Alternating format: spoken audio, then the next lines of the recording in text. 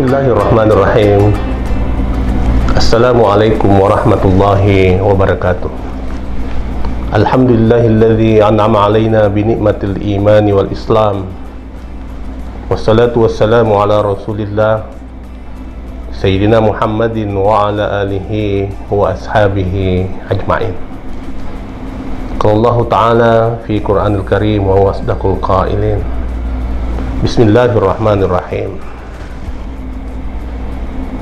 Wal asri innal insana lafi khusr illa alladhina amanu wa amilus solihat wa tawasaw bil haqq wa tawasaw bis sabr.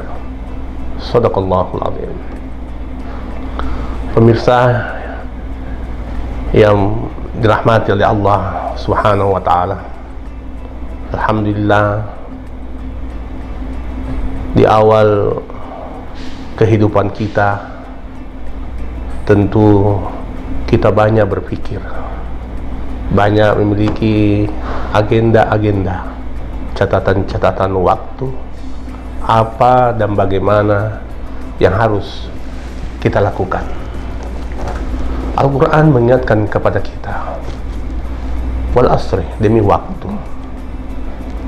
Waktu yang diberikan kepada kita, sebahagian dari makhluk Allah adalah insan, adalah manusia yang memiliki kewajiban, yaitu tunduk kepada penciptanya.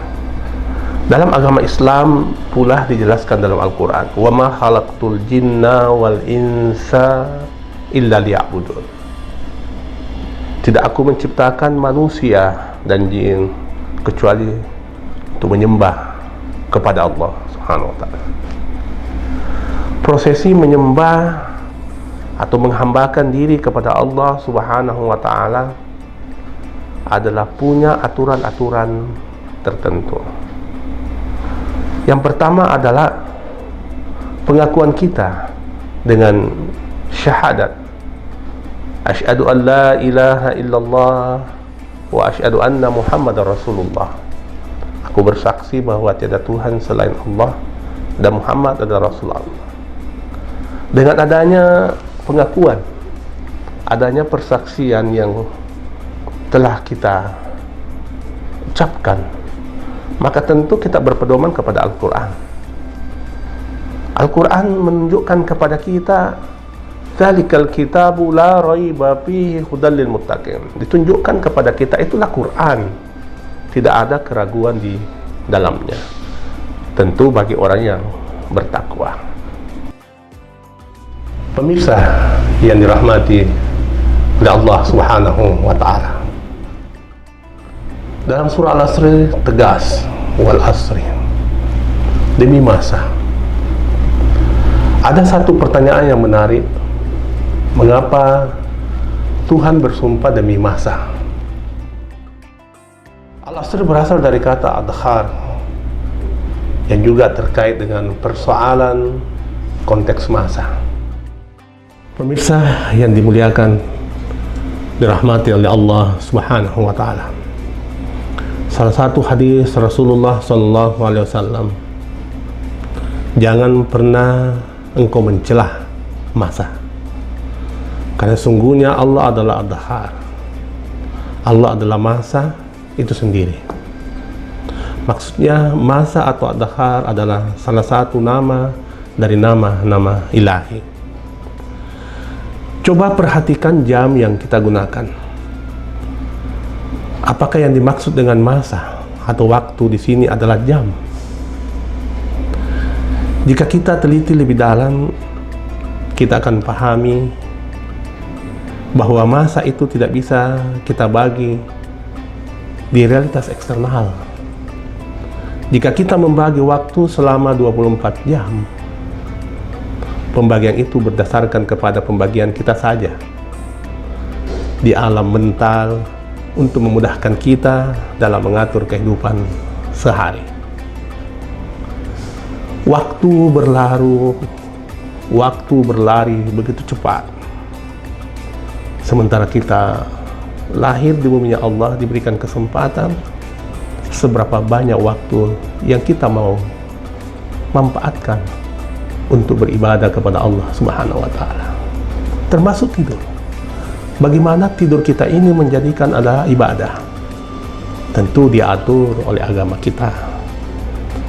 Bagaimana persiapan-persiapan? Karena di berbagai pandangan-pandangan ulama pun ada yang mengatakan bahwa tidur adalah bagian daripada mati. Dan kalau kita masih mendapat hidayah, kesempatan, maka kita pun akan dibangunkan oleh waktu.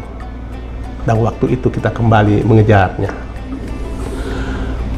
Pernahkah kita tahu kapan pukul 12, kapan pukul 1, dan tepat pukul 1? Maksudnya apakah kita pernah benar-benar dihadir di potongan waktu pukul 1 tersebut? Biasanya kita menjawab pertanyaan ini sambil melihat posisi jam, yakni saat jarum jam menunjukkan pukul 1, maka kita akan menjawab pukul 1, dan kita berkeyakinan bahwa itu adalah pukul 1.